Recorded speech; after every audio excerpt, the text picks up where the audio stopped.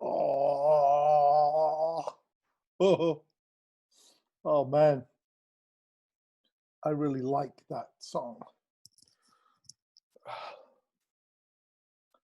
Hey Darryl, how you doing? Hey, Martin. Good. Thanks for having me here. Yeah. Welcome to our Midwest Music Expo weekly. Something we did in response to the outset of the virus in, when even was that? March, April? We were supposed to do a full day event on campus at Millikan University, May the 9th, and we canceled it and then started to do some workshops online and dealing with this Zoom thing, and kind of despondency and making the best of it kind of led to a kind of hold on a minute, we can fucking do this. Well, let's do an all-day version. And so here we are. This, I think, will be the 16th weekly version of this as we lead up to the all-dayer on November the 14th. Just before we start, Darryl, I want to just do this before I forget. I just got this in the mail today. Ad to Jim Crow, the musical. We just listened to Day, who was one of Ad's mentees. And it's so good to see all of the good things going on down at the Haven here in Chicago. So that was a nice surprise in the mail today. So, can I introduce you, Darryl, and stumble through, and then you can just fill in all the gaps? Sure, that works for me. So, I think I've known Darryl. Have I known you for a decade, you want to say? When did Tour Smart come out? 10, 11, 12 years ago. Yeah. So then, okay. Darryl is a musician. Are you a drummer? Guitarist. Okay, well, that's all we have time for this week's MMX. Okay, musician, artist manager, consultant. You've worked at Live Nation for quite a spell. You co-founded Indie Week. Founded. Oh, you founded. Oh, we got to lose the. There we go. Founded. There's a difference. How long has Indie Week been going? It's crazy. This, I think, is our 18th year. That's something, man. That is something. And I think more recently, you are the marketing and development person at CD Baby Canada. That's right. Okay. And we've met, obviously we've met up in Toronto and out and about, but we've also crossed paths in Santiago. Have we? Medellin, Colombia? South America? I had you in Brazil talking. Oh, okay, Brazil. Okay, then. I got there. South by, a number of times at South by, and Canadian Music Week, and some other place I can't remember. Okay, so your history is long, credentialed, and has, I think, at every step of the way, grown in scope, reach, and positivity. I wanted to say that. And so, could we start by, what are you just generally seeing out there, right? So I did an event with you on Tuesday. There's some people from England, a woman, a really great panelist from Norway who's living in England. So we both have feelers out into the broad community. What are you seeing out there? What are you feeling out there? As far as a response to like this weird times and COVID, really, I think a lot of people are really connecting a lot more online than sometimes in person. And I'm also seeing a lot more people are open to collaboration than before. Okay. New ideas, sharing of information is a big one. the funny part that at the start of all this, so like I run a festival and other festivals in Canada were very competitive, kind of like, this is my sponsor, don't you talk to them, and oh, don't talk to my panelists because we're going to have them and we don't want you to have them, and stuff like that. And it's been completely opposite. We're sharing information. There's kind of like this new Festival Association of Canada that's very loose, but there's two of them actually, and we do Zoom calls and we share like exactly this: what's everybody feeling right now, what online platforms are useful and not useful, of who's trying what. So that's a positive silver lining out of it. You know, people are opening up more. Mhm. And what are you seeing? What are you seeing from the professional community? So Indie Week, what, how many venues? 25 venues? Usually, yeah. It's Yeah. crazy. It's So crazy. what's happening just in that scene? Oh, exactly. What's not happening? Right. In Toronto, we're going backwards. Things are kind of looking to lock down more again. They were kind of opening up, but now, like, we've gone back to no one allowed inside a restaurant anymore. I just was at a mall today, and it was almost everything was closed. Um, Wow. yeah, like I took a picture of, like, we have the thing called the path. Toronto's usually cold in the winter, so we have this underground path.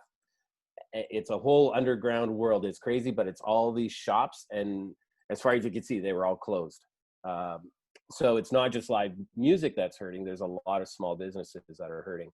But yeah, we're kind of going backwards. So the live music scene, it's a question mark as far as when it's going to happen again, as we know it. And the reality is, I think that it's going to be a long time, and it's going to be a long process.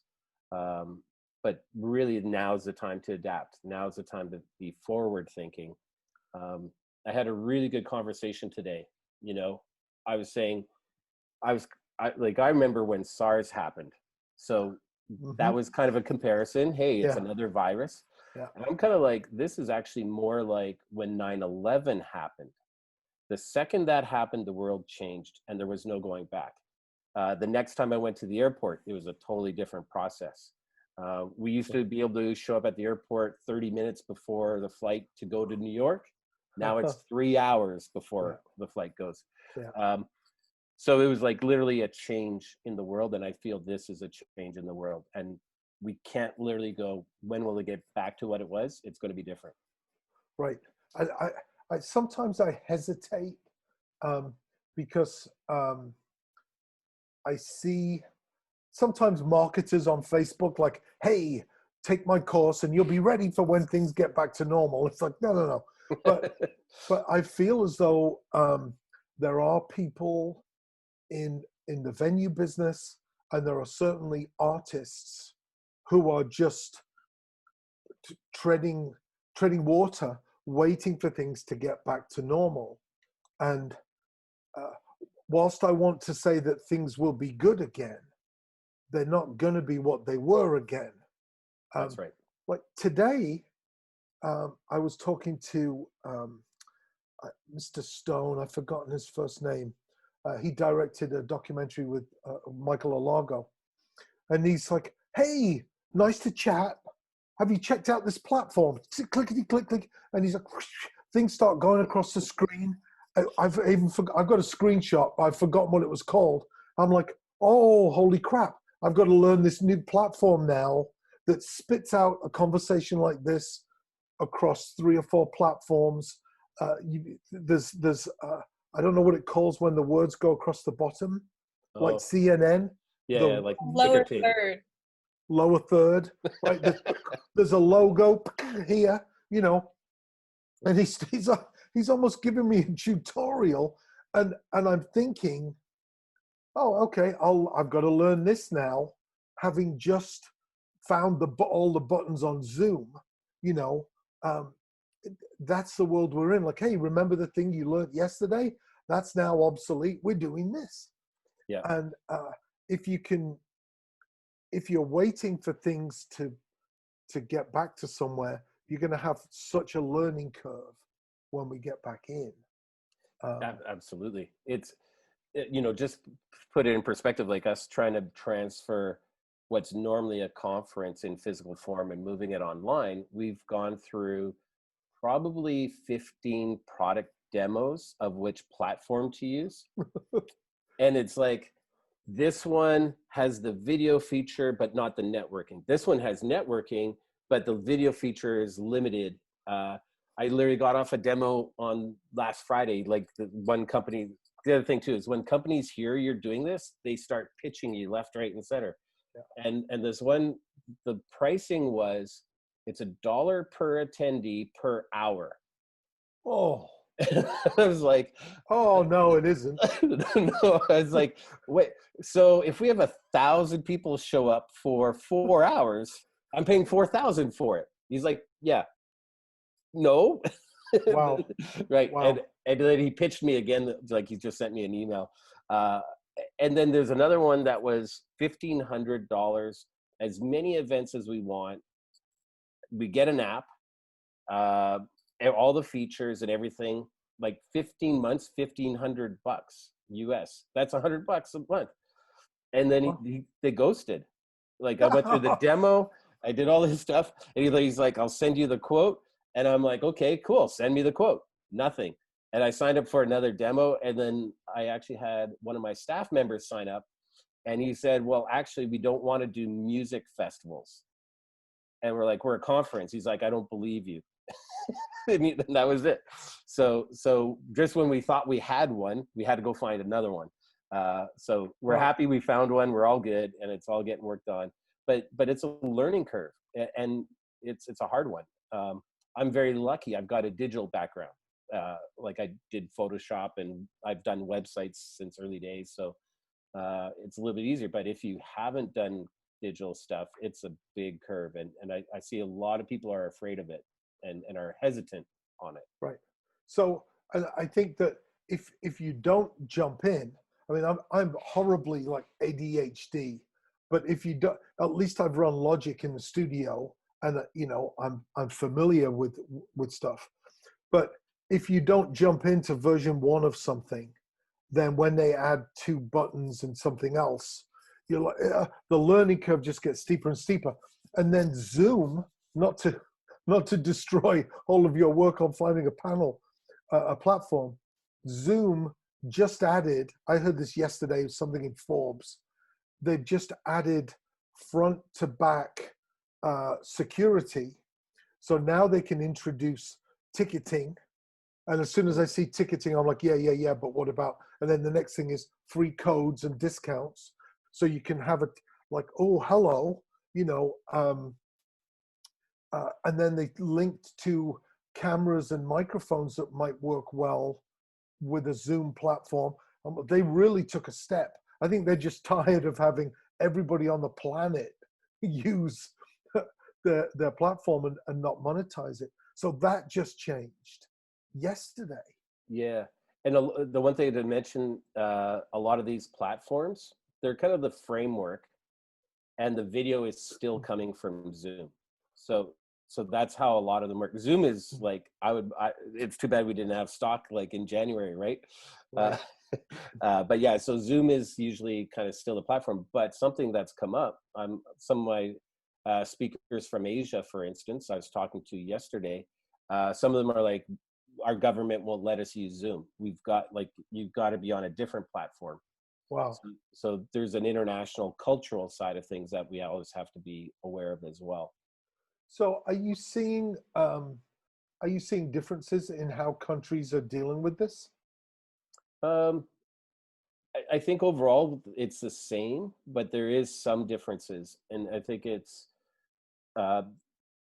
talking musically, Canada is not an outdoor festival type of market, but somewhere like Brazil, Colombia, UK, they live on these big, huge, massive festivals.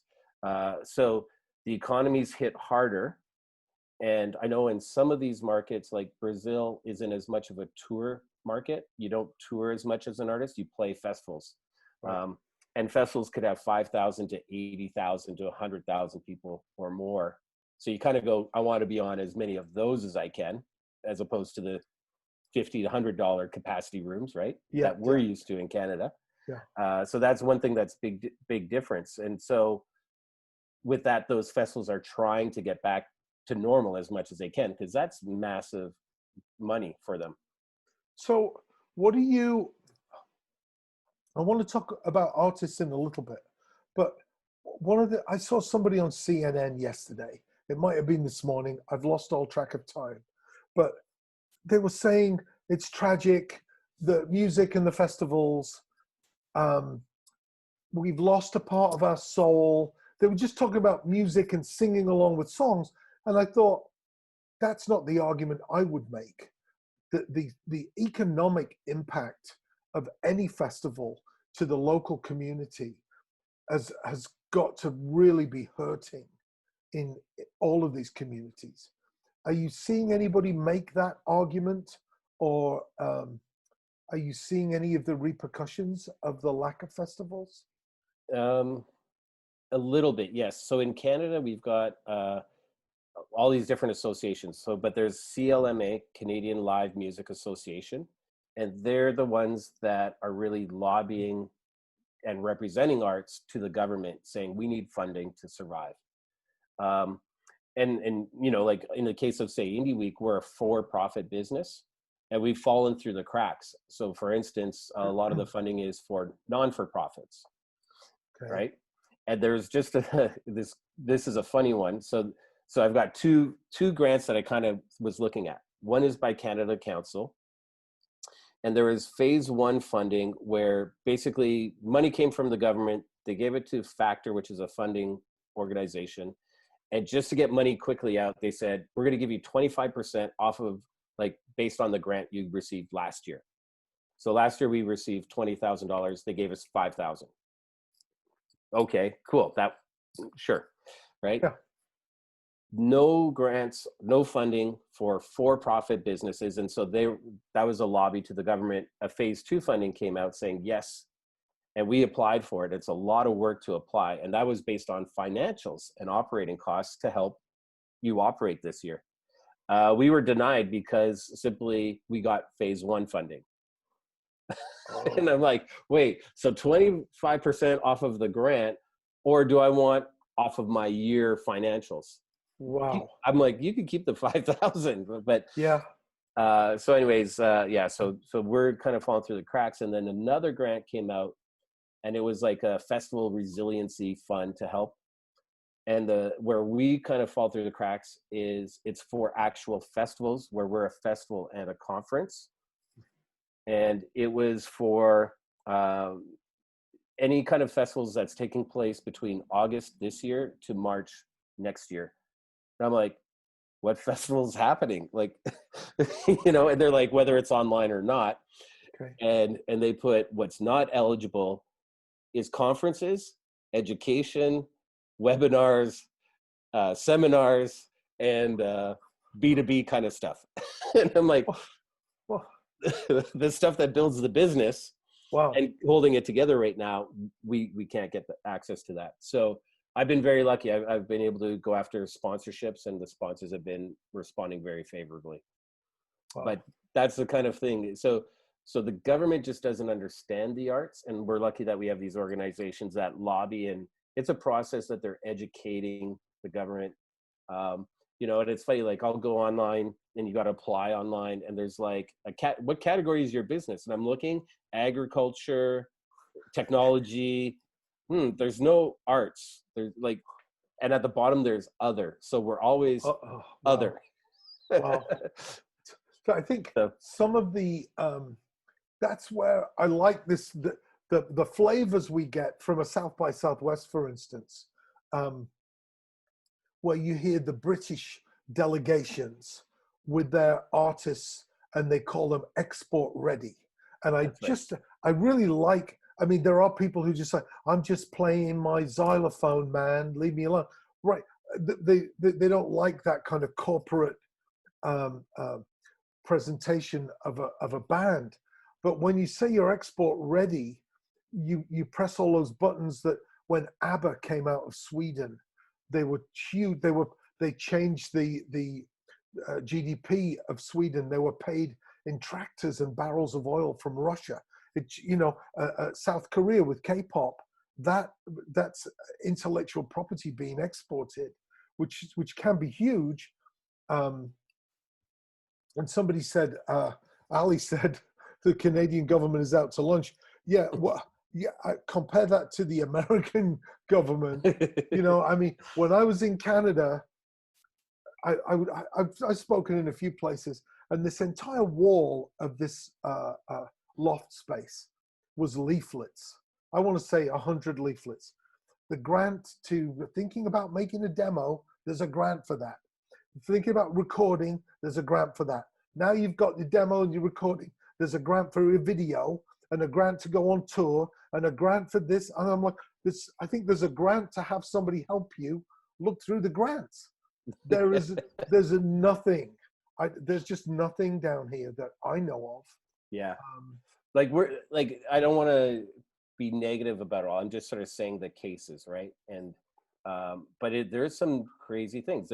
I'll give one more example on the funding. There's a digital strategy fund by the Canada Council, and I'm like, oh, well, it's about we were physical and now we're digital. I'm like, this is perfect, and so you have to have a profile and all this kind of stuff. I've got a profile, but as an individual, because my company can't, because it's for profit. And so when we got on the call with somebody from Canada Council, they're literally saying, well, your business can't apply, but you can, but it can't be associated to Indie Week. So I'm like, you mean the company that has 18 years experience and staff and can actually put it together and run it can't apply, but me, Darryl, I can. And it's a grant up to $300,000. And they said, but there's another option. You can find another company that is non-for-profit and have them apply for you. So basically I'm saying, so then we do the work, put it all together and put it into their hands like a present, and then they receive the money. Right. I'm like, does any of this sound like logic? There are entities down here in the States called 501c3 fiscal agents, and they exist to help a for-profit.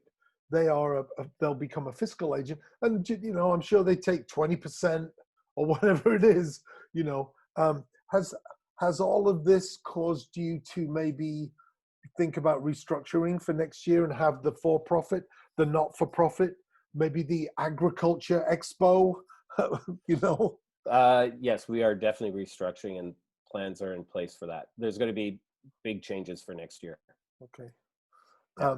So, and yeah, I don't think anything you've said has been negative. I think here we are, dealing with the situation we've been dealt and making the most of the positives.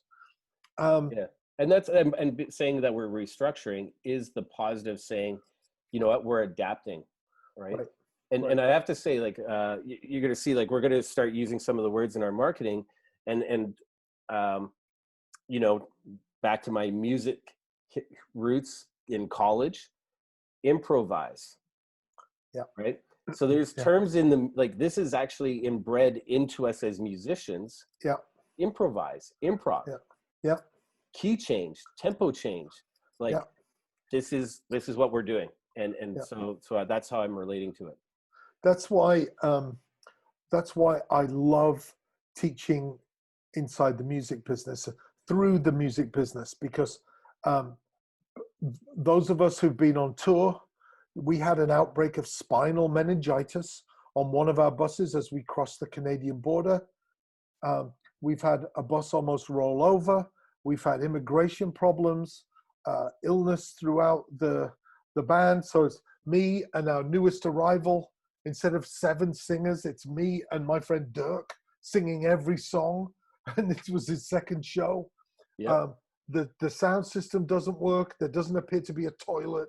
There isn't a doorman. They've advertised the wrong night. All of it. And you make it work. You triumph in the face of adversity. Almost feels like an unfair advantage for Ali put pivot in the thread. The P word. Yeah, you just like, okay, well, what can we do? And you do what you can. And I think the show must go on is overused. But I think those of us who've been through this make the best and triumph. Yeah. Well, I have my list. Like, I've been in a car on fire when I was on tour. Uh, uh, Running Indie Week in Ireland, we were stranded in Dublin because there was a volcano in Iceland going off and no Oh, I flights were remember allowed. that.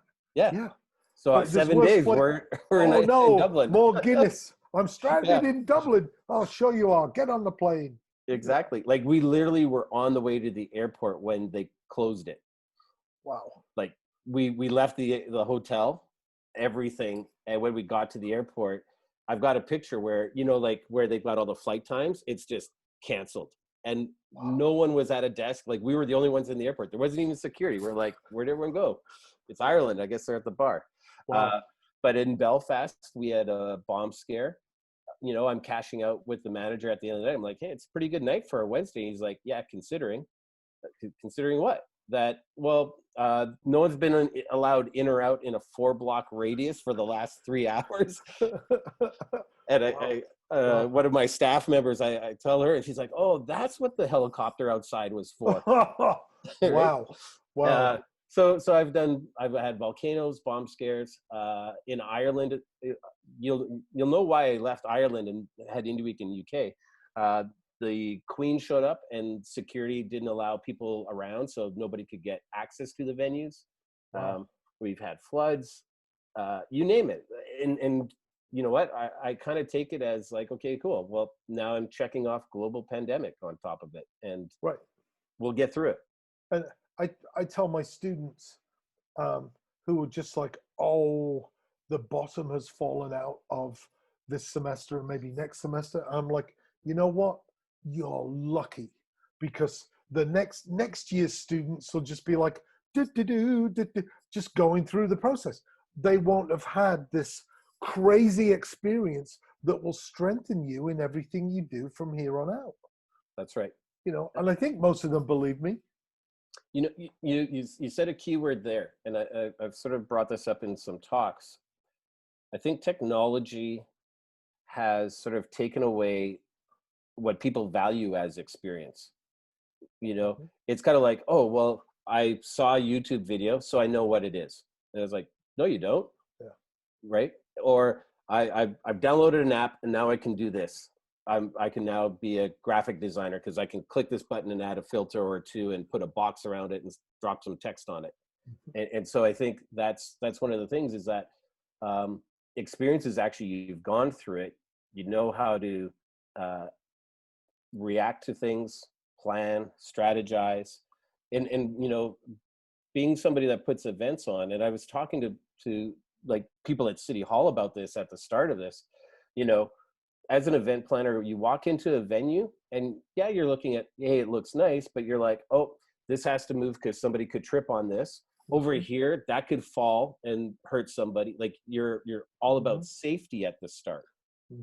And I think sometimes as an event planner, you walk into a place and you're seeing these things that most people don't even take into account. Right. And I was telling one of our city officials about, like, when restaurants are reopening, some of these restaurants are throwing up these patios and all this stuff all over the place without thinking safety right now. And that's caused some issues. I live right on downtown King Street, and it's packed all day, all the time. It's like normal. Nobody cares. This is actually a pandemic.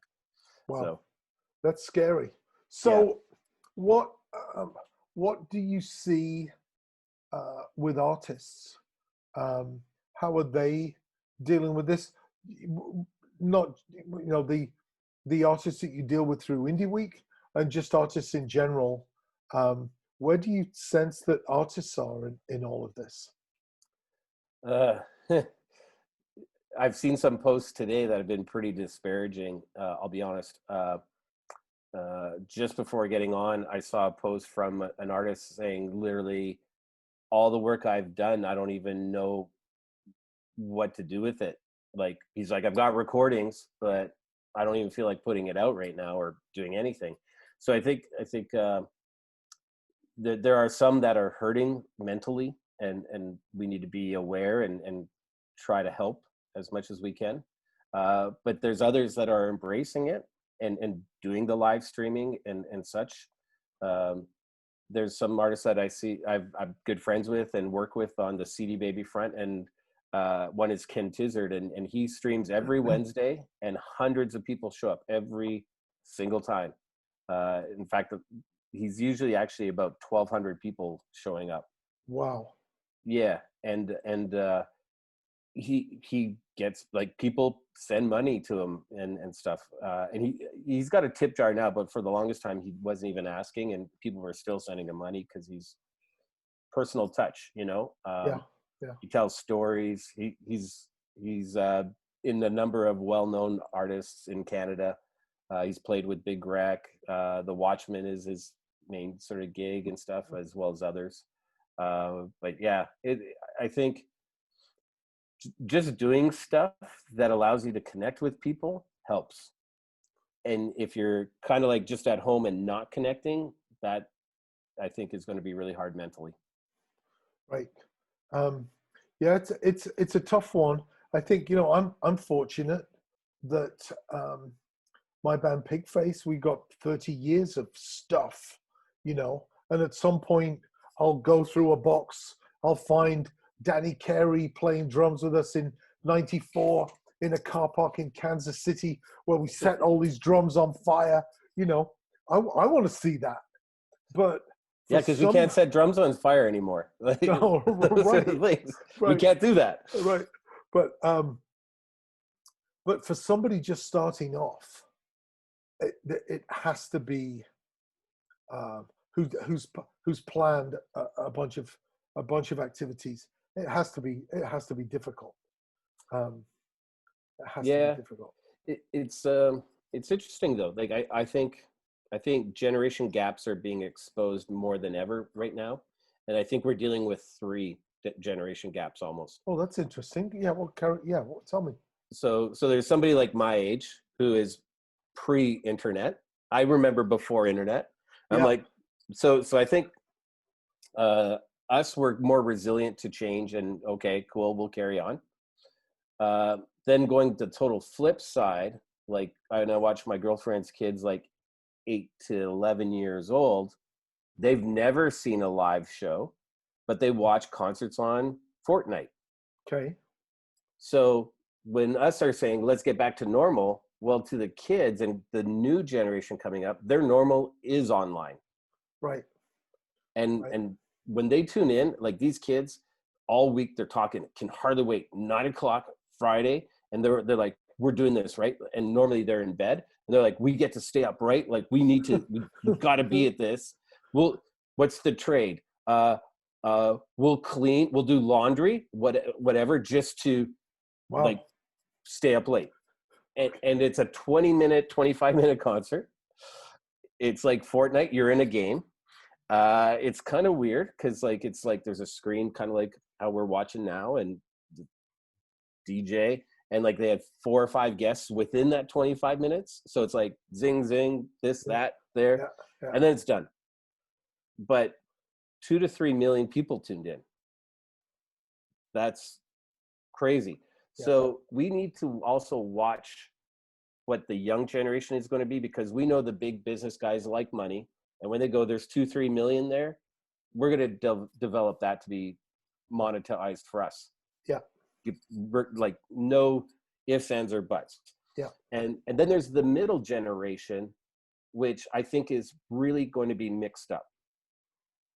They kind of grew up with internet, and they're used to apps doing things for them. Maybe not as resilient, not as patient, that's for sure.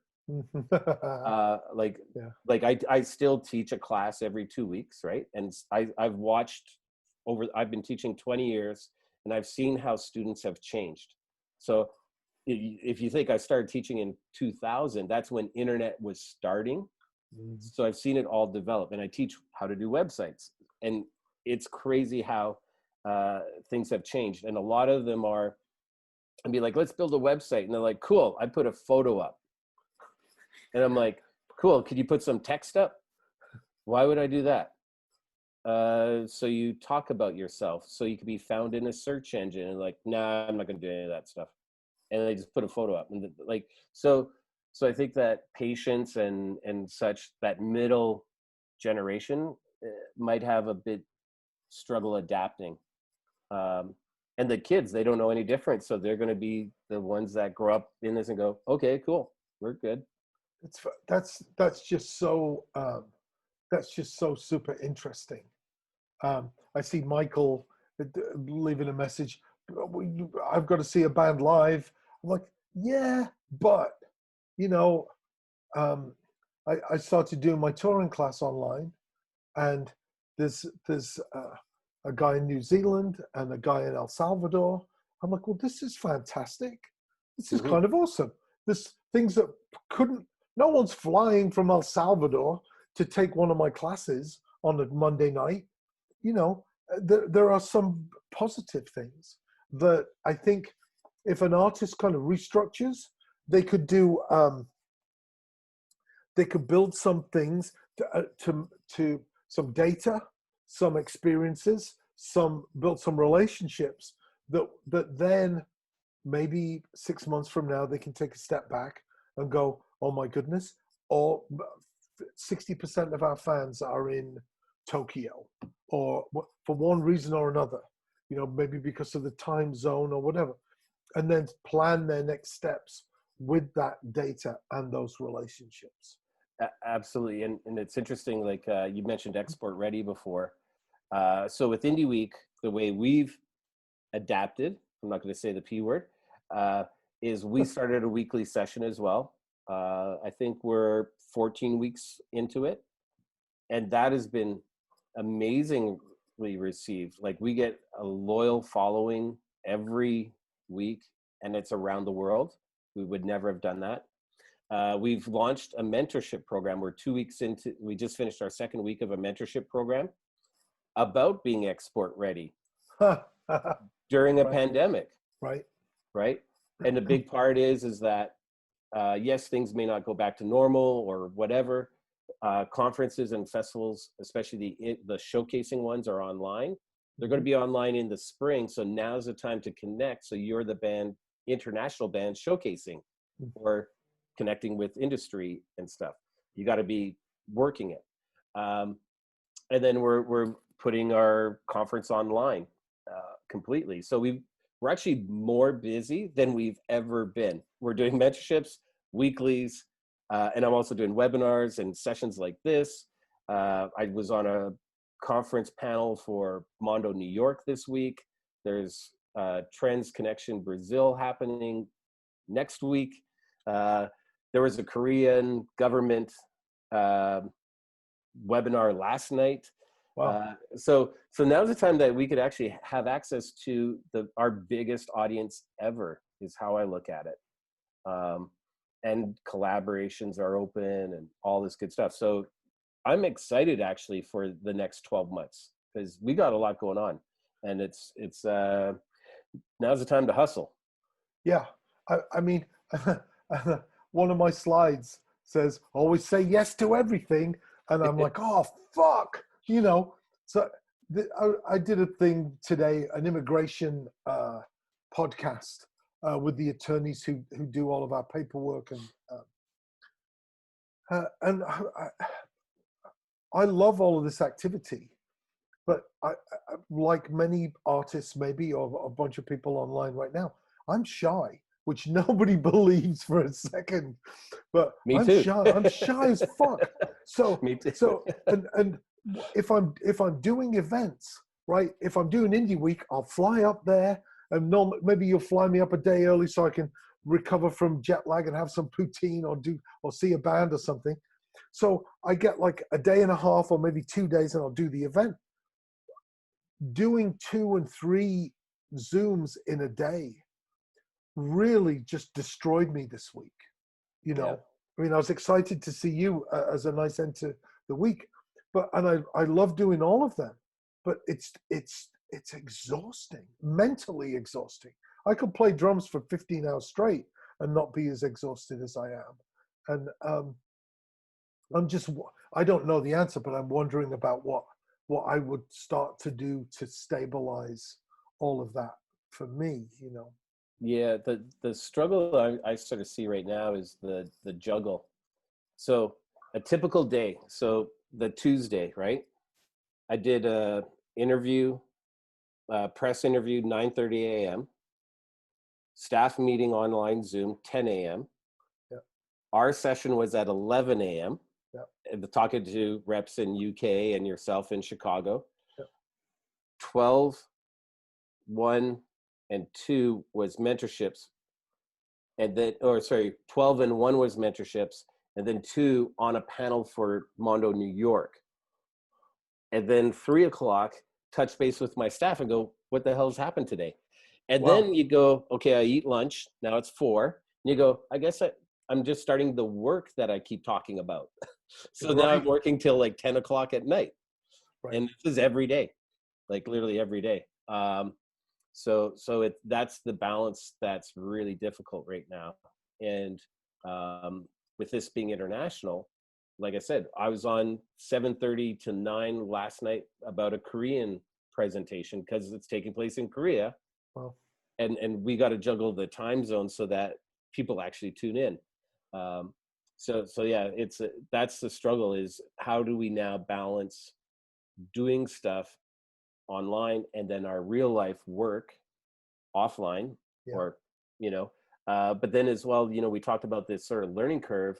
In the process, somewhere in there, I'm learning all this stuff too. Mm-hmm. So time is very valuable right now. And um, like my inbox right now, I checked before this, it's at 475. That's how many emails I need to Yeah, get to right yeah. now. It's And crazy. it's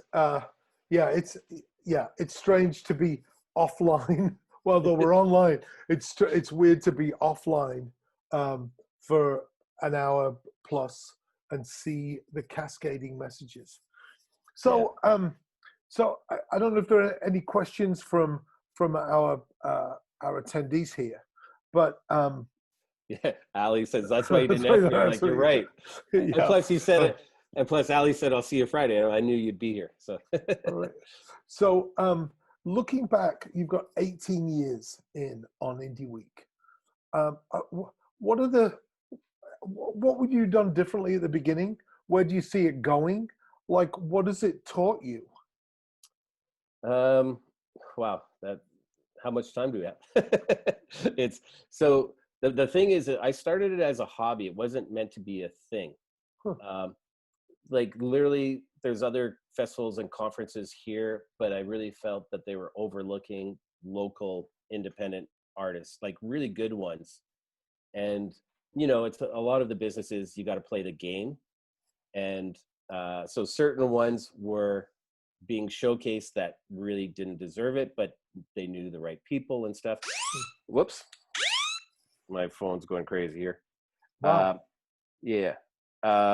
So it was a hobby, is just meant to showcase good artists that were being overlooked. And then the education side started coming in and putting it like, how do you talk to industry? How do you grow? How do you develop? Um, and then international artists started coming. And then it's like, okay, it's a thing. So really, it wasn't until about 5 years, 6 years ago now, it's all a blur kind of, where it's like, okay, let's focus on international development for us. Hmm. Because we were really focused on local and Canada. So then we started going, okay, now it's a thing. And like, it's grown to like last year we had, about 25 venues. We had 228, I believe, artists, Wow. 16 countries represented.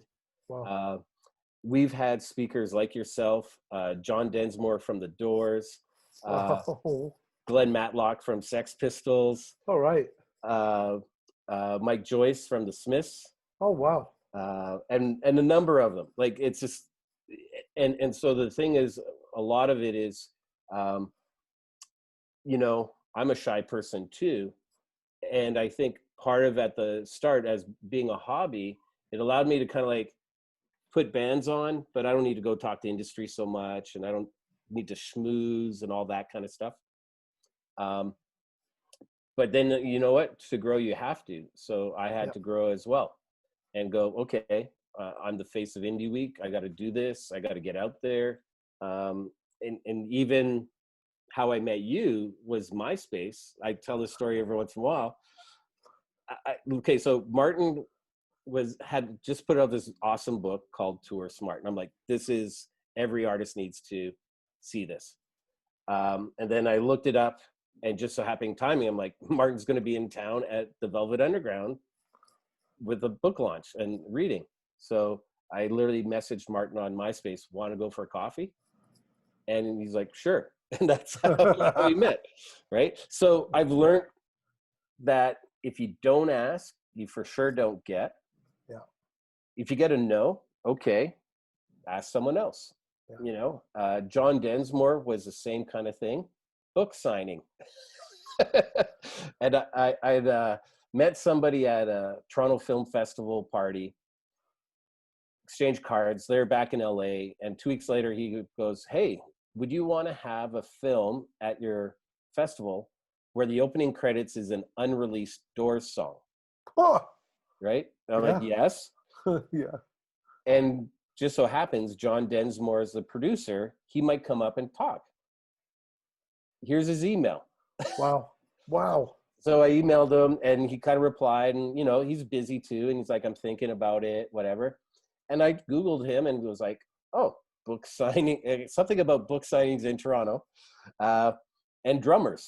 So I went to the book signing, and I was kind of hesitant. I was like, I don't know, this could be an odd move, right? And I get there late, and there's a massive lineup, and I'm like, oh, this is going to take forever. I'm in line, and they literally, 2 people behind me cut off the line saying no more people. So I could have missed my chance. Wow. And so I wait in line for like an hour.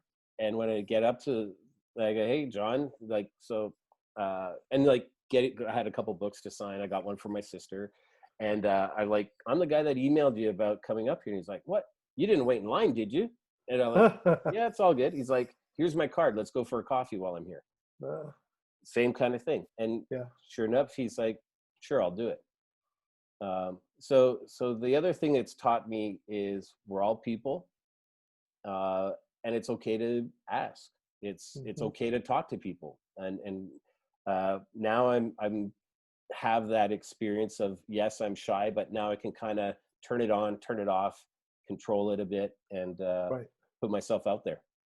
And I think that if somebody says no, it's not like they've said no to your entire life and existence. Maybe they're just busy for a day and just, you know, try again and show up. And exactly. I think that that's a quality that is diminishing. You know, people are it feels to me that people are fragile, and they reach out, and if somebody doesn't respond, that's taken as a no. And sometimes it's just something just fell through the cracks of crazy busyness, you know? Yeah, there's a thing that I've read some books on it kind of before, but like there's like this radio voice that's constantly going on in our head. Oh, if you do this, don't do that. Oh, if you do this, this will happen, or this could happen. So you should just not do it.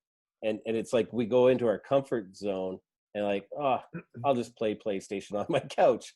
And, you know, instead of like, oh, I have to go out at 8:30 just because at night because this band's playing and I might see this industry people there because it's a showcase, or I could just stay at home and such. So, and I think that that's been a problem because, you know, people are like, well, I could just watch it on YouTube, or I could email them later. We have now access to anything and everything that physical, like I think that if anything COVID's going to do is kind of bring back like, oh, I should show up and support, and I should be a part of this. I think that's going to happen. Because I think a lot of the venues were struggling before COVID to just pull audiences in general. Right. You know, and and bands were having a hard time pulling audiences in general. So that's a big part. Yeah, I I was lucky enough to be in Tokyo, I think last year, and I called Kevin Key, who plays with Skinny Puppy, and another Canadian. I'm like, Canadian. you're always in Tokyo. Is there a bar? He's like, yes, Bar Psy, PSY, and here's the address. I'm like, okay, and it's an hour away. And I'm sitting in my hotel room. I'm like, he said, but it doesn't get going till 2 a.m. I'm like, oh, okay. And I'm like, well, am I going to sit in this hotel room, or am I going to go to this bar? So I go to this bar all the time. Half of my brain is saying, this is a crazy move. What are you doing? You could have been asleep. And I go to this bar, and it's the smallest bar I've ever been in, maybe 12 people. I burst into the doors. There's like 6 people around this bar, and it's packed. And so I end up on Facebook with Kevin, who's in LA. I'm like, I'm in the bar. He's like, look to your right. Is there a guy with a beard? I'm like, yeah, it's this guy. Tell him Kevin's on Facebook and to do a drawing of you. So Kevin is instructing this guy to do a drawing, which ends up on the bar. I mean, I guess nothing ventured, nothing gained. And trying to silence these voices in our head for sure. Yeah. Yeah. Well, and also thinking about going out and being present on the conference circuit, for instance. There's something that also is said, like when you go out to these conferences and you start seeing the same people around the world, like South by, or you go to Great Escape in Britain, all these places, you start seeing the same people. Other people start taking you more serious because they're like, oh, you showed up. And then if you meet somebody and go, hey, are you going to Sounds Australia? Oh, what's that? Oh, you don't even know. I guess you're not on the circuit yet. Yeah. You might not even know the circuit exists, and now it's a thing. So that's one thing, is that when you are on the circuit and you start seeing the same people, and there's a funny thing about Canadians, we actually we have this sort of saying that you need to go to a different country, a different conference in a different country to meet each other. Like, and when you're there, you're kind of this bubble where, hey, the mixer's at 1. Are you going? Yeah. So you go. And then there's this really good band at 7. We should go. Okay. Tomorrow, are you going to the delegate lunch? Yeah. Okay. And by the end of the week, you're friends. Right? That's where they live literally in the same city as you, and you're like, oh, I hadn't even met you before. That is exactly that's I tell people to do that. That's exactly how I met the guys from Dark Matter Coffee. They're a couple of miles away from me here in Chicago. It was at South by Southwest that we were at some event, and they're pouring the cold brew, and I just went and said hi. I'm like, hey, I do this thing, get the fuck out of bed every morning. It should be a coffee. And we just talked. I said, we should meet when we get back to Chicago. How crazy. And that's, unless you've had that experience, it doesn't make any sense. But it does make sense. Yeah, and just give you an example. So last year, I went to MUCON in Korea. This was really crazy. So it's Indie Week. We were the only festival invited for this new program called Korea Splash. Myself and a staff member were flown to Korea. They set up meetings with businesses and artists just for us, and then showcases just for us, to select 4 artists that they were paying to come to Canada for Indie Week. I'm like, this is cool. I said, but I have to leave at this time, no later, because I have to be in Whitehorse, Yukon for Breakout West, right? And so I get to Korea, and it's like, Danny from the UK, what are you doing here? He's like, oh, I was here for Zindari, and I'm doing this, and like all these people I know, like Marnie from M Montreal was there, and so on. And then it was funny because I had to fly to Vancouver to get to Yukon, and when I land, there's Andy from Focus Wales, who was also in Korea, but got there on a different flight. And then we run into Stuart from SEMA that's on his way to uh, uh, Breakout West and Whitehorse. And it's like those in between times where you have sort of that downtime to just talk is also very important. Like that's where it's like, hey, what are you up to? Oh, well, we're working on this and stuff. And it's out of the business atmosphere. Right. Walls are down and like, oh, well, I'll share this information a little bit more easily now. And you're friends. So that's also where you kind of get to be known to be, oh, you're part of the circuit. You're one of us. So that's the kind of thing that's very important about showing up. And, a lot of artists don't get that side of it. It's like, just be there. And it's like, oh, well, we didn't get accepted into South by. I'm like, so all the industry is still going to be there. Yeah. Everybody's going to be there. Yeah. Maybe one person in the band should go as the ambassador. You've already saved on 3 other flights and hotels and meals. Mm-hmm. Send one person and get to know people. That's so important. I know artists that have said, oh my goodness, we got so much more out of South by when just one of us went than when we all went to play. Because when you all go to play, everybody's freaking out. There's no guitar strings, and you're running from one side of the city to the other because you're trying to play 4 times in one day because you think it will help, Yeah. And really, you just need to be hanging out and meeting people. And say that often the first time you go to an event, you don't know anything about it. You're learning. So and you're kind of behind. Is like, oh, there's a mixer at 1. I didn't know about it. Okay, but that's 20 minutes. I'll go to that. And oh, there's another one at 1:30 somewhere else. Oh, which one should I go to? And oh, hey, I just met you. Could we meet? No, my schedule's booked. Oh, okay. And so often the first time you go to something, you're learning how to experience it. So first time I went to South by, I literally was just jaw open going, holy fuck, where'd all these people come from? Yeah. And I can't even move. There was like fireworks going off on the streets. There's stilt walkers and like people are handing out free stuff all over the place. And I'm like, oh, I don't have to pay for food because it's pretty much free everywhere you go. Yeah. Right. Yeah. So the second year, and I couldn't get meetings because everybody was booked.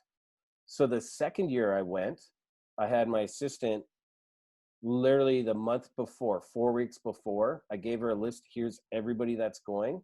Email them all and ask if they can meet. And we put it like 10, 10:30, 11, 11:30, 12. And I picked a spot, a cafe at the corner right on 6th Street. Easy. It's in the hub. Everybody knows it. And I literally said, okay, I'm going to go there when doors open. I'm going to pick a table. I'm sitting at it all day. And so basically my 10 came and then my 10:30 came. I didn't run all around the city. I didn't do nothing. And I got all my meetings done in one day.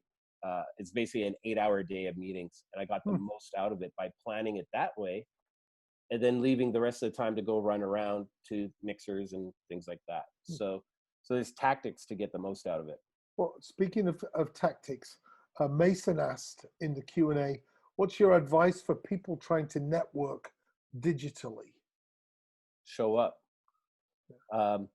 Like I mentioned, there's Trends Brazil conference, Trends Conference Brazil. You can Google it. I'm not sure if that's the correct full name. They've got on Monday, I believe, 1 p.m., David McLaughlin from Brazil calling. It might be 2 p.m. Oh, okay. David. I know David. Yeah. So David is talking, and I believe there's another talk at 2 and 3 about international in Brazil, and it's all in English. Right. And then throughout the week, there's another session, I believe it is Wednesday or Thursday, about touring Brazil. So just going there. Now, sometimes there's a cost, but a lot that's worth it. The amount of contacts you can meet, and you just need one to make it worth it, really. Yeah. And costs are really low this year because it's online, and some of them are free. Like there's a lot of free stuff going on. For instance, in an hour online, Mondo New York showcase is happening. Okay. Right. Is that your next? Is that your next thing? See, this is the thing, Martin. Now I've got that guilty conscience. I'm contemplating, do I show up or not? Yeah. Yeah, I haven't eaten Yeah. yet today. Yeah. No, So, yeah. but that's the thing, is there's so much out there right now, and it's all available. It's really good. Okay. So, Can I share a couple stories, actually? please. So, so this is one thing, like the Live Nation kind of stuff, right? Just to give a bit of background, I was a musician in Edmonton. Edmonton, not the best music industry city of Canada. Toronto, so I moved. Super broke, like super broke. And I moved here with a band, but the band couldn't handle it, so they all moved back. So I'm in a new city, didn't know anybody. Wow. And shy, right? So hustling, networking, all this kind of stuff. Like there's a venue that existed. It was called the B-Side. They had a stage, and nobody was using it. It wasn't being booked. So I literally went to the owners and said, I'd like to book shows here. And they're like, okay. So the next few days I came back and I said, okay, cool. Here's all the shows booked till Christmas. And they're like, what? We thought you're only booking a couple shows. I'm like, well, I booked it all. So you're good for the year. And I organized it. And through that, I launched Indie Week, because after booking there for a couple of years, and talking about small venues, just to give you an example of who played during that time, Dan Cantor was in a band called Avenue Road, and he was the music director for Justin Bieber. And then Ricky played there, and he became the music director of Lady Gaga. Ricky Tico, I think, or Torres. Can't remember the full name. Tilo. It's Tilo. And then there's another guitarist, Sean Kelly, who's played with every Canadian classic rock we had there. Donna Grantee, who is the guitarist for Prince, the last all-girl female band for Prince. So we had all this kind of talent, and that's what I meant, is Toronto had all this talent and stuff, and I was just like, man, we got to get this out there. So that's where Indie Week started. But during that, I took a desktop publishing course, 3.5 months, and I was broke, so I volunteered for an online a radio talk show that was a restaurant and food talk show. So every Sunday I ate really well as a broke musician, and often I was taken to a restaurant opening during the week. And so as a broke musician here, I'm at all these fancy restaurants and getting the leftovers and all this stuff. Right. But every week I would talk to the guests and like, what are you doing? I'm like, oh, I'm taking a desktop publishing course. And they're like, cool, we need new menus and we might need a new logo. And I'm like, I don't know how to do it yet, but I'll take your card. Yeah. And every Monday morning I would walk to the teacher and go, here's 10 business cards that could be new clients for you. I don't know how to do this yet. And they're like, well, don't you want to try to do it? I'm like, no. I don't know it yet. I'll figure it out later as we go, but here's some clients. And by the time I was done the course, one of those instructors actually gave me, like, you should come here as a teaching assistant because our teaching assistant is leaving. So he gave me the tip, and they're literally like, Monday at 9:30 a.m., teaching assistant is going into that office and coming out, and they won't have one. So if you're there at 9:35 a.m., you could have this job. So I did. Wow. But the school prior to that also referred me to a client. Like they would get people like, hey, we need a student to do this. So I got a client right off the bat. And then they referred me to another client. And through this process, I've never had a resume or a portfolio or a website. And what I learned is it's all referrals. Yeah. I've since 1997, I have been self-employed. Yeah. And my first gig doing the desktop stuff paid more than any other job I had prior to that. Working at HMV prior to that, right? Right. In that time, I've helped Canadian Tire launch their first website. They came to me off of a referral. I figured out how to process 8,000 images in 3 weeks to get them back on their timeline. And they were like, how'd you do that? I'm like, well, if I teach you, you won't hire me for the next round. And then I helped an online art database launch. I did 1,200 images for them, scanned and color corrected, all this crazy stuff. And then I got a call on a Monday morning, and there is just random call. It's like, hey, I hear you do Photoshop and the web. Yeah. Cool. Do you have a resume? No. Do you have a portfolio? No. How about a website you could point us to and see some stuff? No. Really busy. I don't have time for any of that. And they're like, but you could do it, right? Yeah. And he's like, okay, well, are you available? Because it's due tomorrow. And I'm like, oh, yes. I always say yes, right? Yeah. Yeah. And so he's like, okay, cool. I'll get off call and I'll email you stuff and I'll call you back and we could talk about it. And as it's downloading, I'm like, there's a photo of David Bowie. There's a photo of, Beyonce, Rolling Stones, J-Lo. Like, I'm like, holy shit, this is Live Nation. What's Live Nation calling me, right? And so he calls me. He's like, I guess you probably figured out it's a music company. And I'm like, yeah, I'm a musician. This has got to be Live Nation. He's like, yeah.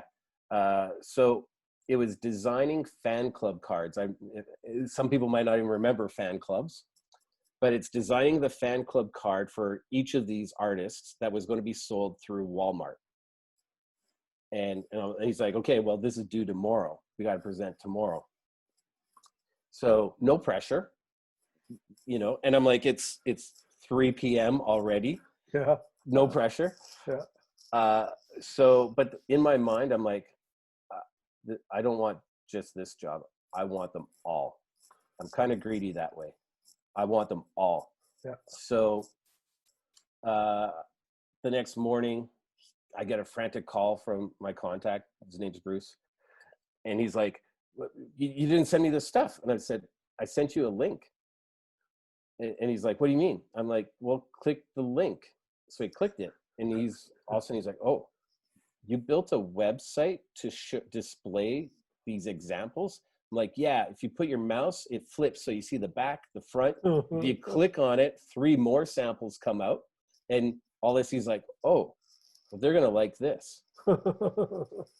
So the thing about it is that I got the job because of who recommended me and their reputation, not mine. Yeah. It's like, if Patrick said Darryl can do this, I believe Patrick. Right. So that's the power of referral and knowing people. Then the next step is over deliver what they want, give it on time, give it ahead of time if you can, and make them go, holy shit, this is amazing. And so then they came back and said, can you do the microsite to sell these cards for Walmart? Yes, sure. And they're like, well, that's due Thursday. Like, what? Okay. So I scramble and all this stuff. And remember, this is back like days where internet wasn't as fast. Things weren't like file transfer. There's no WeTransfer, nothing. Right. And truthfully, I kind of built the website as well of like, I can't transfer these files because my internet won't handle it, but I can send a link and they can look at it there. That's super smart. Right. So then after that, they're like, oh, we need a conference call next Tuesday, 8 p.m. 8 p.m. And like, yeah, because the guys from India are going to be on the call. What? So it was an interesting call. So first it's like with a committee, there's like 8 people on the other line in LA, right? There's me and my business partner, Bruce, at the time, and then programming guys from India. And they're like, okay, well, here's this project. And they sent this PDF that's really kind of blank, like white page with button will go here. Okay. And they're like, so we want to launch a new website and we want you to build it. It's due now. I'm like, now? What do you mean? Well, at least the HTML and CSS needs to be built now so the guys in India can get started because they're building the database. And I'm like, but what's the design? What's the, like, this is ridiculous. And they're like, figure it out. Let's do now. So I spent the whole night. I did 28 templates of HTML, and I'm telling them this is dumb. Like, this is like, this makes no sense, but I did it. And so the other part was be the guy that delivers. And sometimes you just got to go, sure, I don't agree with it, but sure, because this is a big project. And so I did that. And the next part was the design. And with this committee, it's kind of like there's one guy that you know is really the guy that's the boss. Yeah. He's not really the boss, but he's kind of the boss. And it's like, what do you guys think? Silence. And they're waiting for the guy to say, this is what I think. And everyone goes, yeah. You're right. That's it. And so what it was VIPnation.com. And it's the first iteration of it. Wow. And so then it's like, okay, now the design is on us to do it. And I'm like trying to match to the templates that I built, not knowing what the design will be. And so we had to come back and we were like, okay, cool. Well, VIP, platinum, dark, velvet rope, red and black and silver, silence. And then the guy goes, no, our brand is white and red. That doesn't really feel VIP to me. So we spent a month of sending designs and it was like shot down, like, no, this is not working. It's not VIP. We need a conference call. And so we had a conference call and silence, waiting for the guy to talk. And he's like, it needs to be VIP, which is platinum, dark, velvet rope. And we're like, you know, and of course the whole committee is like, yeah, it's what he said. Yeah. And they're like, why didn't you do that? And it's like, because we're told not to. So we pivoted, there we go. And we did black, velvet rope, platinum, and we built the website and got it out. It was late in the game because we had a month of doing the stuff that they told us to do that they didn't want. But we got it out. There was a huge project. So I went from doing fan club cards, micro website, to full-on website. And then basically I did, and this is all freelance, sitting exactly where I am now. And my business partner is laughing. He's like, man, like design companies in New York would kill for this gig. And so basically I did design and graphics for them for 8-9 years of VIP invites, passes, the annual report layouts, a lot of the back stuff, like handbooks and things like that. We did a lot of the event marketing assets. But one also big part is we rebranded the company. So I don't know if you remember back in that time, there was a logo that looked like a ticket. Yes. So, yeah. So I did all that, the whole, like everything from right here in my, you know, I went from broke musician really quickly doing that course to here I am doing like world's largest music promoter. Wow. Rebranded the company. And then the other thing that was like no pressure, like I would get calls of like, I just finished teaching, I'm walking home and call while I'm walking and it's like, so did you see my email? Yeah, I kind of saw it. I was going to call you and get home. He's like, well, when are you, what is it? It's a magazine ad. Okay, cool. When's it due? He's like, when are you home? In 10 minutes. He's like, that's when it's due. So I was the guy that just said yes, and I took it all. And I was like 8-9 years of just that, right? And one of the ones of no pressure was like, I had to design the layout of the press release announcing the merger, whatever, with Ticketmaster, going out to the world, right? And I'm like trying to, like, there needs to look like this. I'm like, okay, cool. Well, I'll do that in InDesign. They're like, no, it has to be in Microsoft Word. That's not a design app. And they're like, doesn't matter. That's what it is. Make it happen. Okay. But it was doing all this weird stuff. So I delayed the press release of Ticketmaster going out because it was just like, why does it have to be in Word? This is the dumbest thing.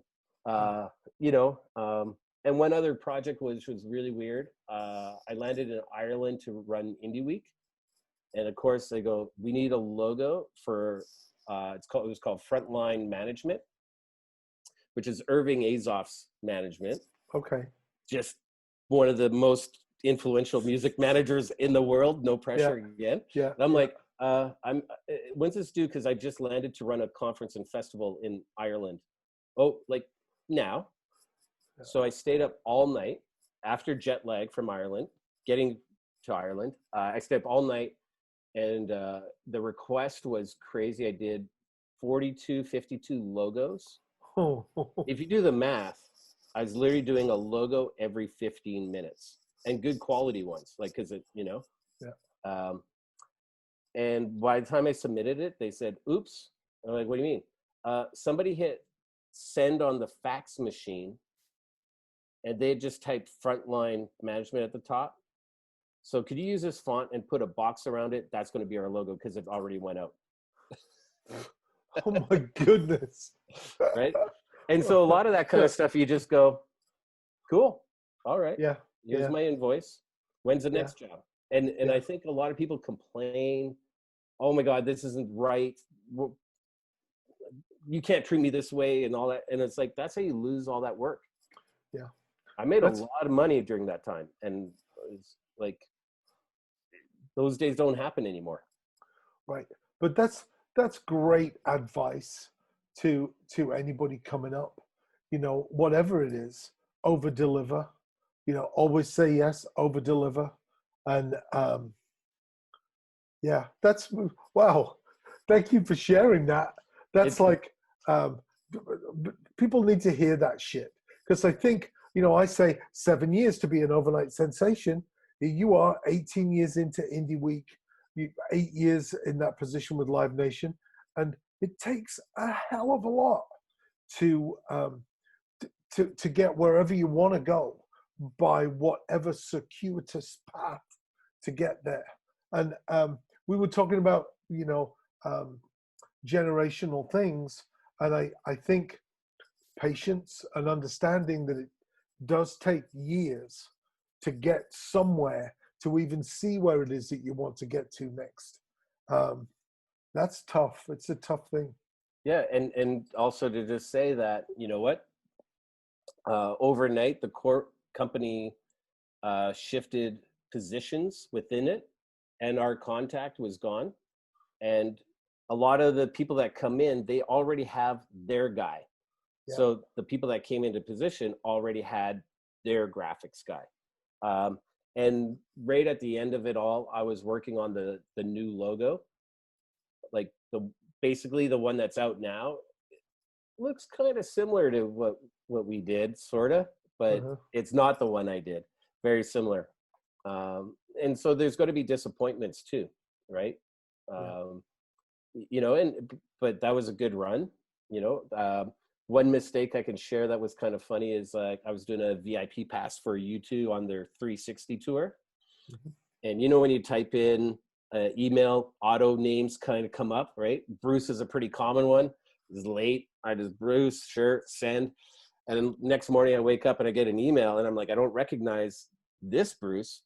And he's literally saying, oh, so does this mean I get to go to the concert? I'm like, whoa, I sent it to some Bruce in Dallas by mistake. I was like, you see the disclaimer at the bottom, right? Yeah, you got to delete that right now.